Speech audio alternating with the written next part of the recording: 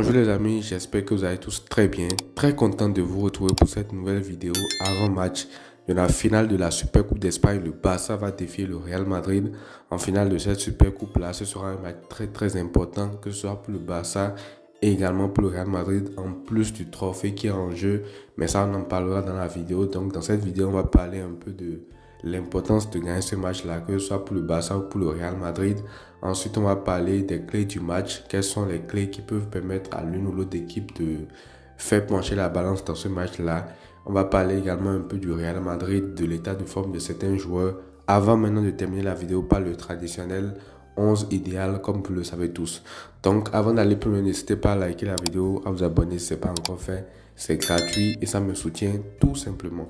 On commence donc par l'importance de ce match-là. Comme je le disais, déjà il faut noter que le Real Madrid aura sa revanche à prendre après le 4-0 que le Barça leur a infligé au Bernabéu. Certes, ça ne va pas faire basculer le match peut-être dans une mesure, mais c'est quand même une donnée à prendre en compte. Le Real a une revanche à prendre sur le Barça parce que cette humiliation à domicile-là leur a fait quand même assez mal, même si après le Barça n'a pas pu bien gérer l'avance accumulée grâce à tout ça. Mais donc je disais que c'est un match qui sera important pour les deux équipes dans la mesure où c'est un match qui est capable de lancer la deuxième partie de saison, et ça peu importe le vainqueur en fait. Parce que le Barça est dans une période où on est quand même dans une passe assez difficile et tout. Le Real, bon, actuellement ils sont leaders de la Liga en attendant le match en retard de l'Atlético Madrid parce que le Barça leur a offert cela. Ils sont dans une meilleure position. Mais battre également ton rival, ça peut t'apporter un supplément d'âme pour le reste de la saison, parce que ce soit pour le Barça ou pour le Real Madrid, battre l'une ou l'autre des équipes, ça montre quand même que tu es quand même supérieur à la plupart des équipes, parce que je pense que les deux équipes là, c'est ce qui se fait quand même de mieux en Espagne et dans la plupart dans le football européen également. Donc l'année passée, même qui vous souviennent, le Real Madrid avait lancé sa saison après avoir battu le Barça 2-1 au Montjuic avec un doublé de Bellingham. C'est après ça qu'ils ont pu surfer sur cette vibe de confiance là pour ensuite enchaîner derrière avec tout ce qui a suivi, le championnat, la Ligue des Champions et tout. Donc pour revenir au Barça spécifiquement, moi je pense que le Barça aura besoin de ce trophée là. Déjà pour se relancer sportivement, parce que comme je l'ai dit en Liga, il y a encore de quoi faire. Bon, moi j'y crois toujours à la Liga. Il y a beaucoup qui n'y croient plus. Peut-être que je suis naïf et peut-être que je m'en rendrai compte après, mais moi je crois toujours à cette Liga-là.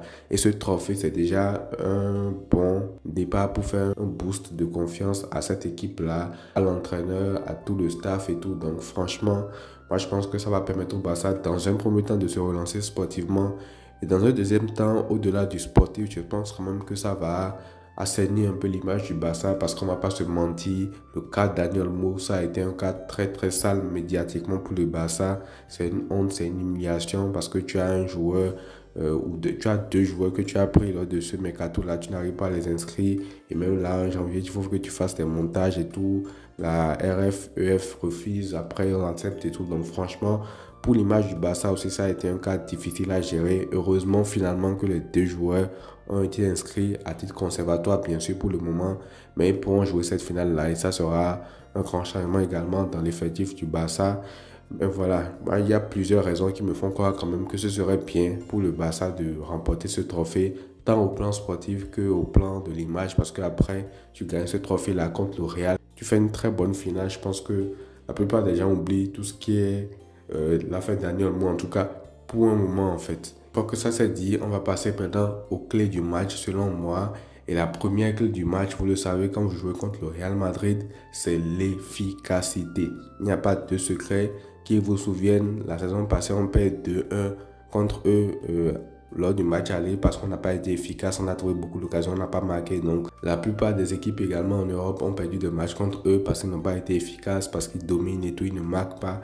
Et l'efficacité, c'est la clé de base contre le Real Madrid en fait. Et quand je parle de ça, je veux surtout parler de Rafinha qui a commencé à rater beaucoup d'occasions. Ça fait quand même un petit moment maintenant, Leganés, l'Atlético Madrid. Là, il y a quelques jours contre Bilbao. Je ne sais pas si c'est un manque de confiance de son côté, mais il va falloir vite régler ça, parce que contre Real Madrid, quand tu n'es pas tueur, ça ne sert absolument à rien de dominer et tout. Tu te mets même plutôt en danger avec ça. Lewandowski également, qui est dans une pente descendante, lui, c'est même le combo, c'est tout le pack qui est offert. Lewandowski qui est capable de faire ça. Également, Lewandowski qui n'est pas capable de finir, là, ça devient très très compliqué. Et comme par hasard, ça tombe pile poil au moment où tu dois affronter le Real Madrid comme ça. Donc lui aussi, j'espère qu'il va se reprendre. Et pour améliorer même cet aspect d'efficacité, le retour de Daniel Mo, comme je le disais tantôt, va faire énormément de bien dans notre jeu pour combiner avec ses coéquipiers également. Pour son côté tranchant devant la cage, je pense que ça va faire énormément de bien. Lui aussi, il a eu un coup de mou à la fin de l'année passée. J'espère qu'aujourd'hui, il va aussi relever le niveau pour disputer ce classico-là contre le Real Madrid parce que je pense qu'il sera un joueur très très important pour déséquilibrer ce bloc du Real Madrid là également. À noter qu'ils ont Courtois dans les cages, pas Lounine comme lors du dernier classico, donc il va falloir faire beaucoup mieux même pour marquer encore parce qu'on sait que Courtois c'est un gagnant qui sauve énormément le Real. Combien de parades il a fait, que ce soit en Liga ou en Ligue des Champions. Donc voilà, la première clé du match pour moi c'est l'efficacité face au Real Madrid. Et la deuxième clé du match c'est l'entame de match qui doit être très très sérieuse avec tes meilleurs éléments. Tu dois mettre tes meilleurs éléments d'office. Là, je pense qu'on a récupéré la plupart des joueurs de l'effectif. Donc, il n'y a pas de raison pour que tu n'alignes pas ton 11 de départ.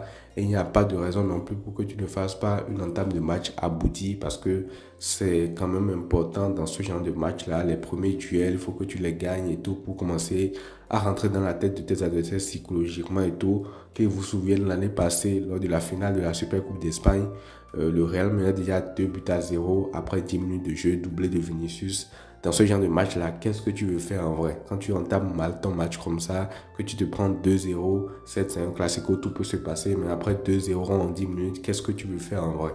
Là, tu as déjà livré le match. À moins que tu ailles vraiment chercher des ressources pour finalement faire une remontada, mais à 2-0, 10 minutes après, c'est mort. Donc tout ça pour dire qu'il faut quand même être ultra concentré en début de match, surtout pour ne pas se faire surprendre parce qu'en face, il y a beaucoup de joueurs de qualité qui peuvent exploiter des failles également. Et pour parler des failles, ça me permet de faire la transition avec la troisième clé pour moi de ce match, c'est la concentration pour exécuter le piège du hors-jeu parce que vous le savez, le Real Madrid a de bons passeurs au milieu de terrain, Bellingham, Modric, Arda Güler, etc. Et en attaque, ils ont des joueurs qui sprintent, qui vont vraiment Mbappé, Rodrigo, Vinicius et tout. Donc, franchement, le piège du hors-jeu, il va falloir qu'il soit bien coordonné, un peu comme on l'a fait lors du Classico aller. Et c'est ça que je crains un peu. On les avait déjà eu une fois au Bernabéu avec ça. Aujourd'hui, ils vont revenir un peu plus fort avec un peu plus de connaissances par rapport à ce piège du hors-jeu là. Donc, peut-être qu'ils vont s'organiser un peu différent. Donc, il va falloir que tous nos joueurs soient concentrés. Lors du match contre Bilbao, j'ai constaté que c'était quand même assez bien fait. On a pu les mettre hors-jeu pas mal de fois. Et contre une équipe comme le Real Madrid, si on se loupe, il pourrait y avoir danger derrière. Donc, j'espère que les joueurs seront ultra concentrés, que ce soit la ligne de l'axe central et également les ailiers pour pouvoir bien se positionner également. Et pour moi, la dernière clé de ce match-là, qui pourrait penser ce match-là, c'est tout simplement le duel qui aura lieu sur le côté droit de la défense du Barça, c'est-à-dire le duel Vinicius-Koundé ou même Mbappé-Koundé, parce qu'on sait que Mbappé également dézone beaucoup pour revenir sur le côté gauche de l'attaque du Real Madrid, donc le côté droit de la défense du Barça. Et moi, je pense que la clé du match va se jouer également dans ces petits duels-là dans le match. Vinicius, Koundé, on a déjà vu ce duel-là pas mal de fois. Koundé, bon, il a pu montrer quelquefois des choses, même si Vinicius, c'est un joueur que tu ne peux pas garder à 100%. À un moment donné, il va falloir passer, il va falloir faire tout là. Mais le plus important, c'est que il faut le retenir au maximum, il faut le pousser à bout au maximum, il faut l'empêcher au maximum et tout. Et je pense que ce sera déjà un match gagnant parce que ce côté-là, c'est le côté fort quand même de l'attaque du Real Madrid. Quand on regarde les derniers matchs, Sergio Rodrigo est aligné à droite de l'attaque, mais c'est pas une aile qui est trop exploitée. À part quand Vasquez fait des montées, qui peut faire des centres, ça peut être dangereux. Mais la plupart du temps, ça vient souvent de leur côté gauche, de Vinicius, de Mbappé qui vient là, et même de Rodrigo qui s'engouffre parfois également de ce côté-là. Donc voilà, il va falloir surveiller également ce duel-là. Et pour finir, pour parler rapidement du Real Madrid, bon, qu'est-ce que vous voulez que je vous dise? Pas besoin de faire la forme des équipes parce que vous savez que en temps de match, je vous fais l'historique des dernières confrontations de l'équipe. Moi, je pense que pour un classico, on n'a pas besoin de ça parce que tout peut se passer comme on l'a dit. On a déjà vu des classico où le Barça venait dans un état de forme pitoyable et après il relançait le Real Madrid tout simplement, il se relançait. On a vu l'inverse aussi. Donc voilà, concernant le Real Madrid, je vais juste parler des individualités. Certes, il y a Vini, Rodrigo, Mbappé et tout, mais pour moi, le joueur le plus dangereux de cet effectif-là, le joueur le plus à suivre dans cet effectif-là, c'est tout simplement Monsieur Bellingham en fait. Ce joueur m'énerve, il est tellement fort, il est tellement bon pour contrôler le ballon, pour faire sortir le ballon, pour tirer, pour marquer. En plus, là, il retrouve sa meilleure position qui est la position de 10, un peu derrière l'attaquant et tout, un peu comme Daniel Mo de l'autre côté. Donc, franchement, il va être très, très, très dangereux dans ce match-là. Et donc, moi, c'est le joueur qui me fait le plus flipper dans ce Real Madrid-là, la vérité, parce qu'il est capable de tout à tout moment, en fait. Mais sinon, après, il y a les classés, Vinicius, Mbappé, Rodrigo, et même généralement toute l'équipe derrière, Valverde qui peut mettre des frappes de loin. Donc, bref, vous connaissez le Real Madrid de toute façon.